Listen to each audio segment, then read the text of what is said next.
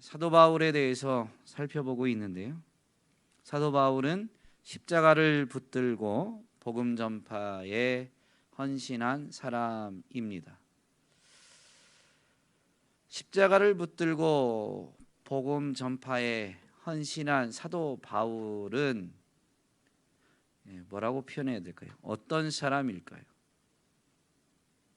지난주에 십자가를 붙드는 것의 의미를 분명히 되새겨 보았는데, 십자가를 붙든다라는 것은 예수 그리스도의 대속의 은혜로 구원받은 자들에게는 자유가 주어지는데, 주어진 자유로 올바른 선택을 하는 것이 십자가를 붙드는 것의 방법 또는 의미다라는 것을 되새겨 보았습니다. 또 한 가지가 더 있는데, 구원받은 자들은 하나님의 자녀가 되는 권리, 권세, 자녀로서의 권리, 자녀가 되는 권세가 주어지게 됩니다. 주어진 권리를 주와 복음을 위해서 다 쓰는 게 아니라 주와 복음을 위해서 자발적으로 포기하는 것이 십자가를 붙드는 방법, 십자가를 붙든다라는 것의 의미다라는 것을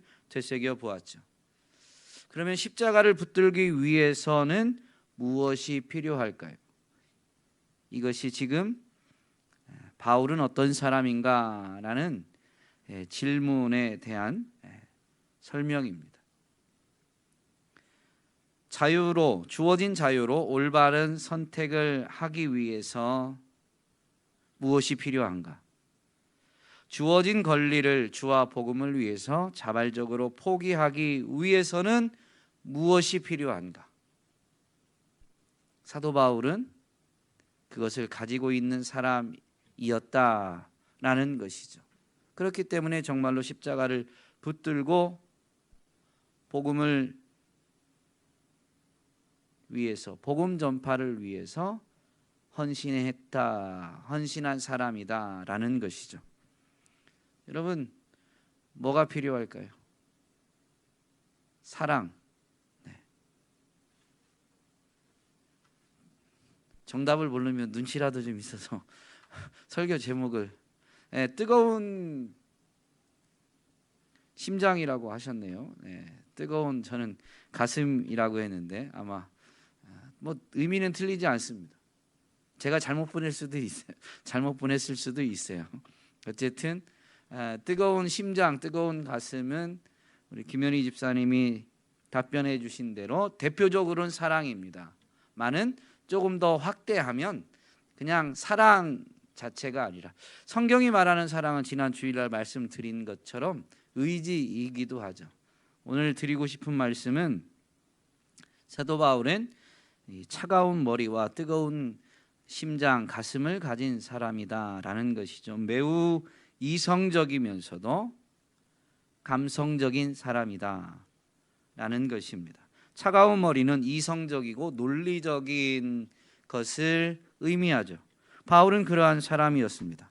사실 바울은 십자가를 자랑할 때 예수 그리스도와 십자가만 자랑하기로 결정했습니다.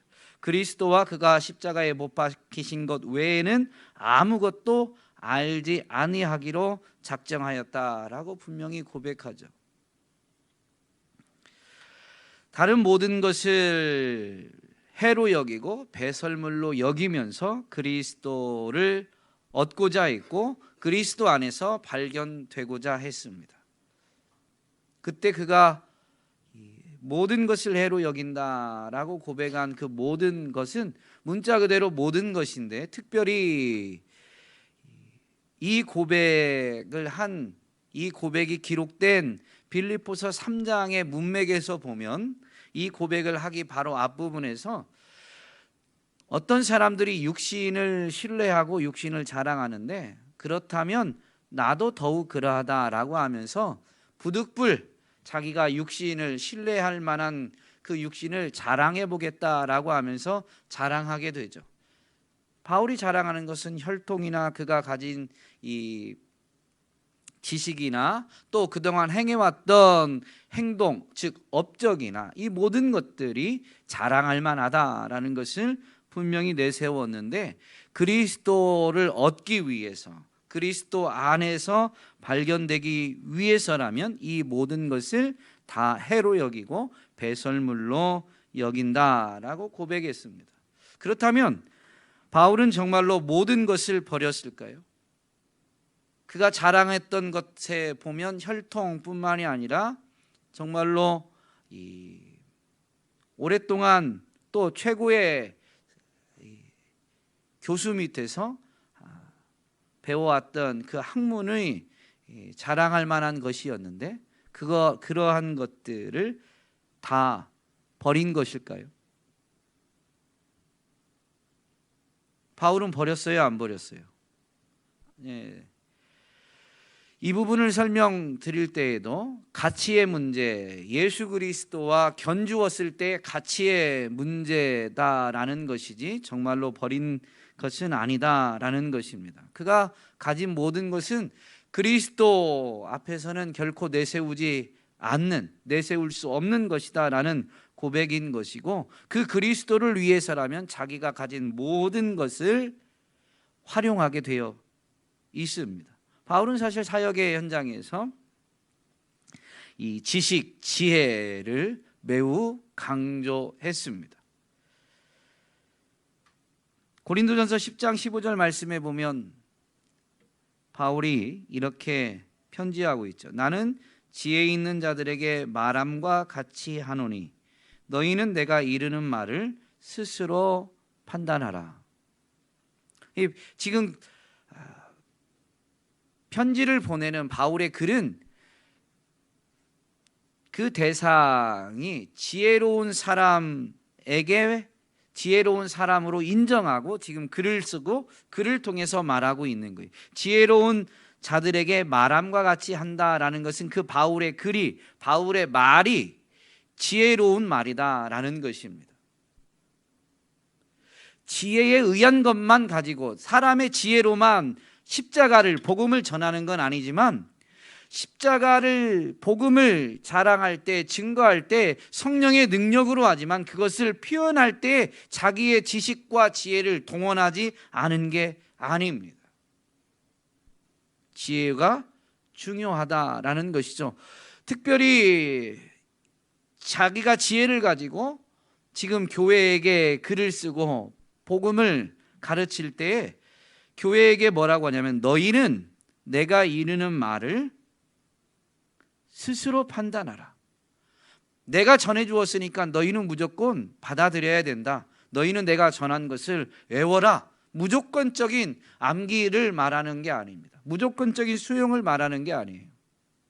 나는 지금 지혜를 가지고 지혜롭게 전하고 있으니 너희도 스스로 너희의 지혜를 가지고 이 말이, 이 복음의 증거가 타당한지 아닌지를 판단해 봐라. 너희의 지혜를 가지고.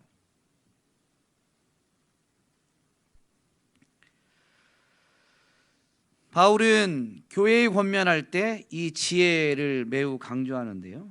고린도전서 14장에 가면 이런 권면을 합니다. 형제들아, 지혜에는 아이가 되지 말고 악에는 어린아이가 되라. 지혜에는 장성한 사람이 되라 라고 권면합니다. 지혜를 갖추어야 된다. 지혜가 더 자라가야 된다. 더 지혜로워야 된다라는 권면이죠. 복음을 들었다고 해서, 이제 복음을 믿고 구원받았다고 해서 끝이 아닙니다. 두렵고 떨림으로 구원을 이루면서 하나님의 그 크심을, 하나님의 영광을 나타내려면 지혜로워야 돼요. 하나님의 영광을 드러내는 데 있어서 방법론적으로 지혜가 필요한 게 아니라 먼저 하나님의 영광을, 그 하나님의 크심을 체험하여 알려면 지혜로워야 되는 거예요. 지혜가 없으면 하나님의 영광을 더 깊이 체험할 수가 없습니다. 믿음의 아들 디모데에게도 동일한 권면을 하죠. 내가 말하는 것을 생각해 보라. 주께서 범사에 내게 총명을 주시리라. 이 생각해 보라, 생각하는 것이 바로 지혜를 탐구하는 방법입니다. 생각하지 않고 지혜를 얻을 수가 없어요. 그러나 지혜는 자기가 주는 게 아니다라는 걸 분명히 하죠. 너는 바울은 가르쳤습니다. 그 가르친 것을, 복음을 너는 내가 말하는 것을 생각해 봐라. 내가 말했다고 해서 그냥 아무 생각도 없이 받아들이라라는 게 아닙니다. 네가 생각해야 돼요. 자발적으로 스스로 생각해서 판단하여서 그것을 자기가 취해야 되는 거예요. 그것만이 그에게 유익하게 됩니다. 그렇게 할 때에 지혜는 누가 주세요? 총명은 누가 주세요? 주께서 범사에 너에게 총명을 주시리라. 왜냐하면 바울이 전한 것은, 바울이 가르친 것은 주님에 대한 것이기 때문에 결국 그 말씀을 생각해 보면 거기에서 말씀을 통해서, 복음을 통해서 지혜를 얻게 되어지는데, 그때의 지혜는 복음이신 주님께서, 그리스도께서 주시는 것이다 라는 것을 분명히 말하고 있는 것입니다. 그러면서 디모데후서 3장에 가면 그에게 이렇게 권면합니다. 너는 배우고 확신한 일에 거하라. 배우기를 주저하면 안 됩니다. 멈추면 안 됩니다. 배우는 것, 생각하는 것에 힘을 쏟아야 되는 것이죠.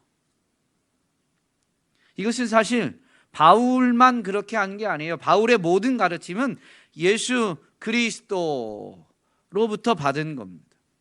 예수 그리스도께서는 제자들에게 뭐라고 말씀하세요? 마태복음 10장에 가면 함께 했던 제자들, 자기를 따랐던 그 제자들이 이제 어느 정도 예수님의 가르침을 받아들였다라고 생각해서 그들을 흩어보냅니다. 복음을 전파하기 위해서, 하나님 나라를 전파하도록 이제 실습하기 위해서 여러 동네로 흩어보내고자 하십니다. 그때 복음 전하기 위해서 이제 나아갈 때 지침도 주고 하시는데, 마지막 부분에 가면 이렇게 말씀하십니다. 보라, 내가 너희를 보냄이 양을 이리 가운데로 보냄과 같도다. 그러므로 너희는 뱀같이 지혜롭고 비둘기같이 순결하라 라고 마지막으로 지침을 주십니다. 제자들이 그리스도께서 가르치신 그 가르침을 이제 다른 사람들에게 전하게 될 때, 하나님 나라의 복음을 전파할 때 필요한 것이 두 가지가 있는데, 뱀과 같이 지혜로운 거예요. 지혜가 필요합니다. 그리고 비둘기같이 순결한 게 필요한 거예요. 세상과 타협하지 않고 세상과는 다른 모습의 삶을 살아내야 될 뿐만 아니라, 이 모든 일을 행하기 위해서는 지혜가 필요하다라는 것이죠. 스스로 생각하고 옳고 그르다라는 것을 판단할 때에만 올바른 선택을 할 수 있는 거예요. 자기가 생각이 없으면 올바른 선택도 할 수가 없죠. 사실은 자기가 생각을 깊이 하지 않고 어쩌면 다른 사람들의 말을 듣고 자기가 선택한 겁니다. 그런데 나중에 그런 사람은 어떻게 하냐면, 누가 그랬어요? 라고 핑계합니다. 정말로 십자가를 붙들기 위해서는 이 지혜가 절대적으로 필요합니다. 때로는 그 지혜가 부족할 수도 있지만, 그러나 깊이 생각하고 자기 수준이지만 그래도 옳다라는 것을 분별하고자 해야 되는 것이죠. 사실 성경에서 말하는 것은 우리는 옳고 그름을 온전히 분별할 수 없기 때문에 우리가 깊이 생각하지만 그 생각을 하면서도 우리는 항상 성령님의 도우심을 구해야 된다라고 성경은 가르쳐 줍니다. 어쨌든 성령님의 도우심을 힘입든 힘입지 못하든 인생을 자유롭게 살아가기 위해서는 언제나 선택을 하며 살아가는 게 진정한 자유인데요, 이 지혜가 반드시 필요합니다. 지혜는 그러므로 이러한 가르침을 짧게 요약해 보면 깊이 생각하는 게 지혜고, 그래서 옳고 그른 것을 분별하는 게 지혜고, 그리고 마지막으로 성경이 말하는 지혜는 그냥 이론이 아닙니다. 아는 것이 아니라 성경에서 말하는 아는 것은 행동까지 포함되는 것이니 옳은 것을 실천하는 것이 지혜입니다. 오늘 말씀 제목은 차가운 머리와 뜨거운 가슴이다 라고 했는데요, 정말로 이것은 그리스도인이 그러해야 되고 그리스도인이 그렇습니다. 진정한 그리스도인은 차가운 머리와 뜨거운 가슴을 가진 자인 것이죠. 우리가 아직 그렇지 못하다면 우리는 더욱 자라가야 되는, 은혜를 힘입어서 더욱 자라가야 되는 자들이다라고 할 수 있습니다. 지혜가 부족하면 어떤 일이 일어날까요? 이성과 감성이 충돌합니다. 그러나 지혜가 깊어지면, 지혜가 풍성하면 이성과 감성이 선순환을 일으킵니다. 사실 사람의 행동은 이성을 따를 때도 있지만 감정의 영향을 받을 때가 많습니다. 지혜가 부족하면, 특별히 지금 성경에서 말하는 지혜는 하나님을 아는 것이죠. 하나님을 아는 지식이 부족하면 이성과 감성이 충돌할 때가 많아요. 감정에 이끌려서 나중에 돌이켜보니까 그렇게 하면 안 되었었는데 해가지고 로마서 7장의 바울처럼 탄식하는 일들이 많이 일어나게 됩니다. 그러나 하나님을 아는 지식이 자라가면 어떻게 돼요? 이성과 감성의 선순환이 일어나게 되는데, 하나님을 알다 보니까 하나님을 더욱 사랑하게 되고 하나님을 더욱 신뢰하게 돼요. 하나님을 더욱 알므로 더욱 그분을 더욱 사랑하고 그분을 더욱 신뢰하면, 여러분, 그것은 분명히 감성적인 요소입니다. 그러면 어떻게 될까요? 하나님의 뜻을 더 분별하고자 하고 하나님의 뜻대로 더 살아가고자 하게 됩니다. 그렇게 해서 하나님의 뜻을 따라 살아가다 보면 또 그분이 살아계시다라는 게 더욱 체험되어져서 그분을 아는 지식이 이론이 아니라, 성경의 그냥 어떤 기록이 아니라 정말로 하나님은 살아계시다, 나와 함께 하시다라는 게 분명해집니다. 하나님을 아는 지식이 깊어진 거예요. 그러면 그분을 사랑하고 그분을 신뢰하는 마음이 또 더 커지게 되죠. 선순환입니다. 서로가 사실은 충돌하는 게 아니라요, 더 좋은 결과를 이끌어내는, 어떤 때는 이성이 먼저 작용하지만 어떤 때는 감성이 먼저 작용해서 더 좋은 결과로 이끌어가는 선순환이 이루어지게 됩니다. 바울은 차가운 머리만 가진 사람이 아니라 뜨거운 가슴을 가진 사람입니다. 그의 뜨거운 가슴은 성경이 가르치는 대로 하나님을 향해서 그리고 이웃을 향해서 나타나게 됩니다. 뜨거운 가슴, 아까 김현희 집사님이 잘 답변해 주셨는데 가장 대표적인 게 사랑이죠. 하나님을 향한 그 사랑, 그 사랑으로 인해서 바울은 어떤 사람이 되었어요? 이성과 감성이 선순환을 일으킨 경우죠. 바울은 어떻게 되었어요? 하나님을 향한 사랑 때문에 하나님을 더 알고자 했고, 그래서 하나님을 더 알게 되고 더욱 사랑하게 되고 더 알게 되고, 그래서 바울이 교회에 가르침을 줄 때 보면 자기 자신은 이 하나님의 비밀을, 그리스도의 비밀을 깨달은 자다라고 하면서 비밀을 가르치는 사역을 하게 됩니다. 바울은 도대체 어떻게 해서 그렇게 비밀을 깨닫게 되었어요? 이 땅에 존재했던 믿음의 사람들 중에 바울이 주님을 제일 사랑했을까요? 그랬을 수도 있고 아닐 수도 있죠. 그랬을 것 같긴 해요.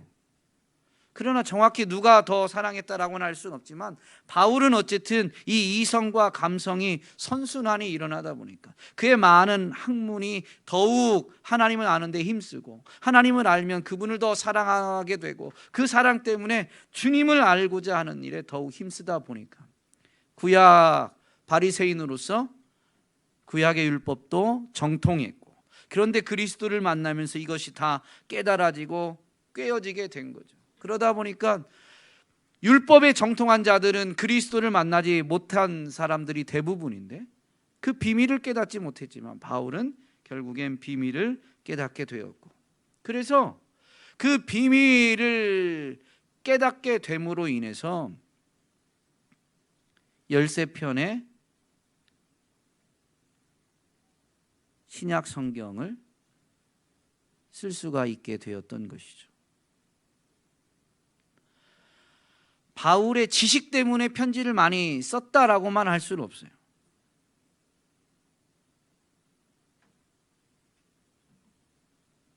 지식이 바탕이 됐지만 하나님을 향한 사랑이 누구보다도 더 비밀을 깨닫게 하는 원동력이었다라고 분명히 말할 수가 있습니다. 바울의 복음 증거하는 현장에 보면 비논리적인 일들이 너무 많죠.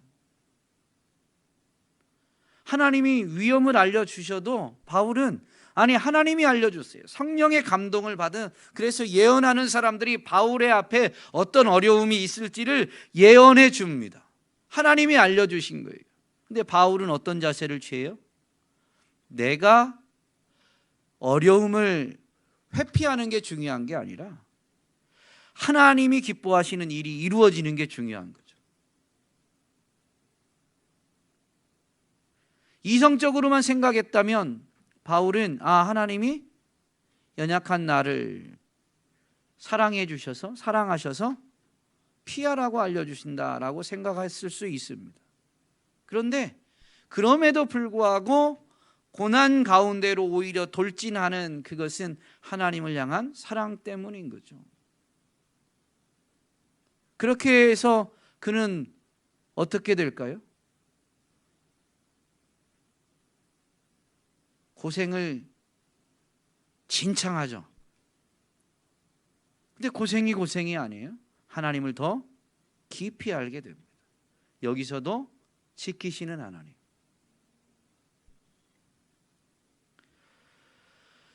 그러한 하나님을 향한 사랑, 그것이 하나님의 영광을, 하나님의 살아계심을, 하나님의 계시, 비밀을 더 깊이 깨닫게 만들어준 것입니다. 이웃을 향한 사랑은, 바울의 이웃을 향한 사랑은 어떻게 나타났을까요?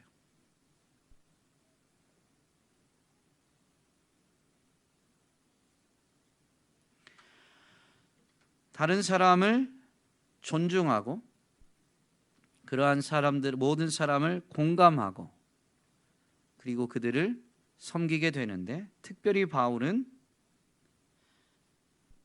하나님이 주신 지혜를 가지고 사람들을 교훈하고 훈계함으로 인해서 교훈과 훈계의 목적이 더 중요합니다. 그 사람이 더욱 온전한 하나님의 사람으로 더욱 온전한 그리스도인으로 성장하도록 섬긴 겁니다. 이게 진정한 이웃을 향한 사랑이었습니다. 오늘 우리가 읽은 본문에 보면 이 원리를 잘 가르쳐 주죠. 사실 사랑장으로 알려진 이 고린도전서 13장은 은사에 대해서 기록하고 있는 고린도전서 12장과 14장 중간에 끼어 있습니다. 고린도 교회는 사실 하나님이 큰 은혜를 베풀어 주신 교회입니다. 교인들이 많은 은사를 받았어요. 그런데 은사를 받고 나서 그들이 자기가 받은 은사를 자랑하면서 그 은사를 가지고 도리어 더 겸손하게 서로를 섬기고 교회를 섬겨야 되는데, 하나님이 주신 은사가 도리어 자랑거리가 되고 그러면서 자기 자신이 우월하다라고 내세우게 되었습니다. 그래서 교회 안에 분열이, 갈등이 일어나게 된 것이죠. 그래서 고린도전서 12장에서는 하나님이 은사를 주신 목적에 대해서 잘 설명해 줍니다. 하나됨을 위해서, 서로 섬기기 위해서 주신 것이다 라는 것을 분명히 하고, 14장에 가면 이 방언과 예언의 은사를 대표적으로 예를 들면서 그것들을 활용할 때에는 다른 사람의 유익을 위해서 활용해야 된다라는 것을 분명히 설명해 줍니다. 그 중간에 바울은 주신 은사를 가지고 사용하는 데 있어서 가장 좋은 방법, 12장 마지막 절에 보면 너희는 더욱 큰 은사를 사모하라. 내가 또한 가장 좋은 길을 너희에게 보이리라. 가장 좋은 길이라는 것은 하나님이 주신 그 은사를 사용하는 가장 좋은 방법이죠. 기본적인 원리이지만 은사를 사용할 때의 가장 좋은 원칙, 방법을 가르쳐 준 건데, 그게 뭐냐면 사랑이라는 겁니다. 은사를 통해서 얼마나 대단한 일을 이루느냐가 중요한 게 아니에요. 천사의 말을 하고, 사람의 방언을 하고, 천사의 말을 하고, 예언하고, 산을 옮길 만한 그런 믿음을 가지고 믿음의 역사를 이룬다 할지라도 사랑이 없다면 아무 유익이 없다. 내 몸을 불사르게 내어주며 구제할 모든 것으로 구제해도 사랑이 없으면 아무 유익이 없다.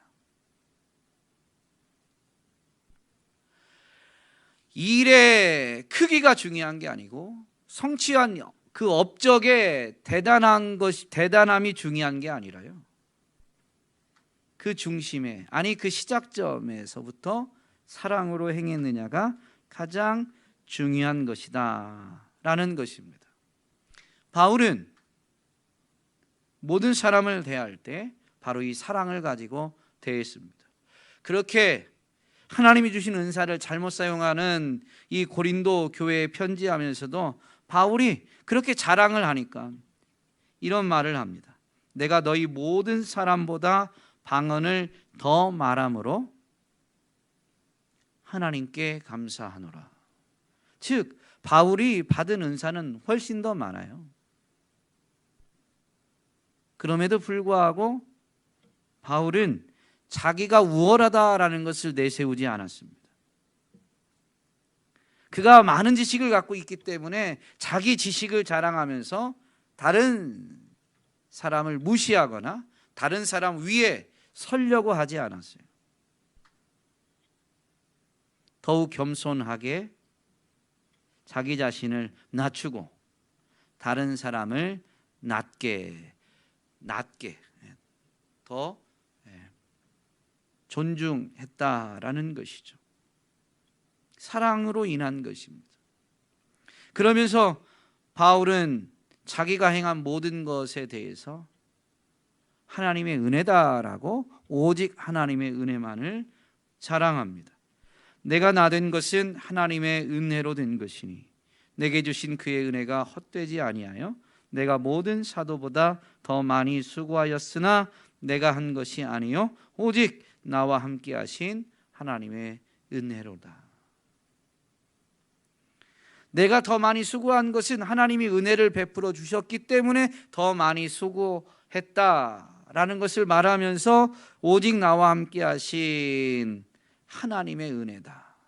시작도 하나님의 은혜로 자기가 행한 모든 수고와 그 열매도 결국엔 시작이 하나님의 은혜이기 때문에 그 일을 이루신 것도 완전히 하나님의 은혜다라는 것입니다. 분명히 누구보다도 열심히 했지만 하나님의 은혜가 아니면 자기가 그렇게 열심히 달려올 수 없었다라는 것을 분명히 압니다. 사도로 부름받은 것부터 하나님의 은혜로 된 것이다 라는 것을 고백하죠. 인생은 자신의 땀과 업적을 인정받고 싶어 합니다. 그러나 이웃을 사랑하는 사람은 그것 앞에 자기가 내세우고 싶어 하는 것 때문에 다른 사람이 상실감을 느낄 수도 있죠. 나는 그렇게 못했는데 라는 생각. 그래서 정말로 이웃을 사랑하면 자기를 과시하지 않습니다. 만약에 자랑할 것이 있다면 하나님만을, 하나님의 은혜만을, 내가 아니라 하나님의 은혜를. 그래서 그로 하여금 어떻게 하는 거예요?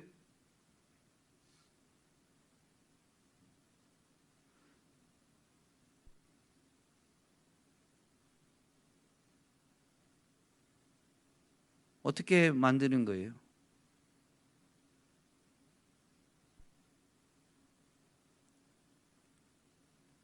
그로 하여금 하나님의 은혜를 사모하게 하는 거죠.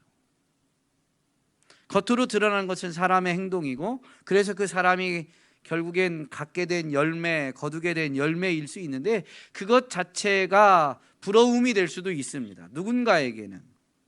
그럴 때 그것이 내 노력의 결과물이 아니고 하나님이 은혜를 주셔서 그런 것이다 라는 것을 분명히 증거하게 되면, 비록 아직 영적으로는 연약해서, 아직은 믿음에 있어서는 어린아이여서 거둔 열매에 대한 부러움 때문일지라도 그 남들이 부러워할 만한 열매를 가진 자가 내가 어떻게 했는지 알려줄까? 라고 할 때 하나님의 은혜 말을 자랑하게 되면 그 말을 듣는 사람은 무엇을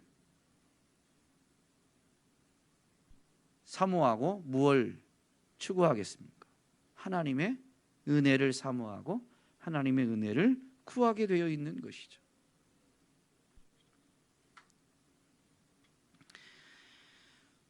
누구보다도 많이 수고한 바울은 주와 복음을 위해서 살아가고자 결단하고 몸부림치는 이들을 공감하고 그들의 성과가 어떠하든지 그 거룩한 몸부림 자체만으로도 그는 감사하면서 그 몸부림치는 이들을 격려했습니다. 그것은 바울 서신의 곳곳에 나와 있습니다. 서신 초반부터 대단한 일이 아니어도 고난을 견딘 것 자체만으로도 감사하면서 하나님께 감사, 그 성도들에게 감사하면서 또 아직 그 일들이 도시를 바꾸고 지역을 바꾸고 나라를 바꾸고 세계를 바꿀 만한 대단한 일이 아니어도 그들이 정말로 주를 위해서 복음을 위해서 잘하고 있음을 격려하면서 어떤 땅의 것이 아닌 하나님의 기쁨을 위해서 그 사람이 그리스도까지 자라가는 것을 위해서 계속하도록 격려합니다. 바울은 언제나 이렇게 공감하면서 감사와 격려로 교회를, 성도들을 대했는데요. 데살로니가전서에 보면 그러한 바울의 심정을 어머니처럼, 유모처럼 표현합니다. 도리어 너희 가운데에서 유순한 자가 되어 유모가 자기 자녀를 기름과 같이 내가 너희를 그렇게 대했다. 사도의 권위가 있지만 마땅한 그 권위를 주장하지 않고 내가 너희를 그렇게 대했다. 이게 이웃을 사랑한 바울의 모습입니다. 바울은 정말로 사랑으로 성도를, 교회를, 이웃을 대했던 사람이다라는 것이죠. 오늘 우리는 어떻습니까? 우리는 삶의 자리에서 십자가를 붙들고 주님을 따라가고 있습니까? 십자가를 붙들고 복음 전파에 힘쓰고 있습니까? 십자가를 붙들고 주님을 따르기 위해서, 십자가를 붙들고 복음 전하는 사명을 온전히 감당하기 위해서 우리에게 필요한 것이 차가운 머리와 뜨거운 가슴입니다. 지난주에 이 예레미야서를 묵상하게 됐는데 심판의 메시지가 선포되어집니다. 그런데 그 이스라엘이, 물론 예레미야서에서 이스라엘은 가리키는 대상이 좀 다를 때가 있어요. 유다 백성을 가리킬 때가 있고, 유다 백성과 이미 멸망한 북이스라엘 전체를 가리킬 때가 있고, 또는 그냥 이미 멸망했던 북이스라엘 왕국을 그냥 이스라엘로 지칭해서 가리킬 때도 있습니다. 그러나 그건 문맥을 잘 살피면 이해가 돼요. 어쨌든 예레미야 선지자가 하나님의 말씀을 대언할 때에는, 선포할 때에는 북이스라엘은 멸망했고 남유다 왕국만 남아있고, 그 남유다에서 주로 활동하면서 하나님 말씀을 대언하니, 이스라엘이라고 표현해서 멸망한 북이스라엘 백성들까지 포함하든 아니든 어쨌든 유다 백성으로 생각해도 상관은 없습니다. 그런데 심판의 메시지가 선포되어지면서 하나님이 그들이 심판받는 이유를 말씀해 주시는데, 그 중에 하나가 뭐냐면 그들이 하나님을 알지 못했기 때문이다 라는 걸 분명히 말씀해 줍니다. 여러분, 인생이 왜 심판을 당하느냐, 인생이 왜 멸망하느냐, 여러분, 하나님을 아는 지식이 없기 때문입니다. 우리는 구원의 은혜를 입었다라고 하면서 이제는 냉랭해져 갈 때가 있습니다. 아니, 어떻게 보면 처음 구원의 감격을 점점 잃어가는 거죠. 왜 그럴까요? 하나님을 아는 지식이 자라가야 되는데 우리가 배우고자 하지 않으니까. 그러니까 처음 감격이 전부로 여겨져요. 그런데 시간이 흐르면 그 감정은 식어지게 되어 있죠. 지식이 자라가야 구원의 은혜에 대한 감격이 더 깊어지는데 지식이 자라가지 않아요. 이 차가운 머리와 뜨거운 가슴에 선순환이 일어나야 되는데 우리의 삶의 자리에서 도리어 지혜가 깊어지지 않다 보니까 이성과 감성의 충돌만이 일어납니다.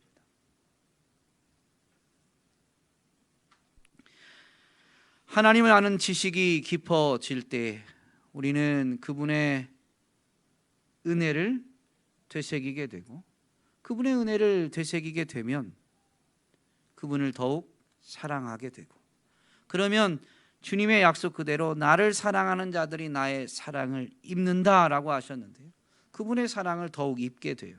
그러면 우리는 더 큰 사랑, 더 큰 은혜를 입다 보니까 그분을 더 사랑하고자 하는데, 그것이 사랑하는 그분을 더 알고자 하는, 배우는 일에, 말씀을 읽고 묵상하는 일에 더욱 힘쓰게 됩니다. 성경을 읽어야만 하는 게 아니라요, 사실은 이런 선순환으로 성경이 읽어져야 돼요. 때로는 구원의 감격이 온전히 살아나지 않으면요, 의지적으로 이성을 작용해서 성경을 읽고 묵상하는 일을 정말로 이 꽉 깨물고 인내하면서 지속해야 됩니다. 그럴 때에 식어졌던 우리 가슴이 활활 불타오르게 되고, 가슴이 불타면서 도리어 머리는 더욱 차가워지면서 하나님의 말씀을 즐거이 묵상하게 되는 것이죠. 이것이 계속 선순환이 일어나게 되면 가슴은 불붙는 것 같고, 그래서 전하지 않을 수가 없는데 머리는 더욱 차가워져서 이것을 어떻게 전해야 될지, 언제 전해야 될지를 명확히 분별하며 우리는 복음이 정말로 효과적으로 전해지는 것을 맛보게 될 줄로 믿습니다. 오늘 저와 여러분이 차가운 머리와 뜨거운 가슴을 가짐으로 인해서 하나님의 나라와 복음을 위해 교회가 세워지고 교회가 일어서는 데에 쓰임받게 되기를 주님의 이름으로 축복합니다.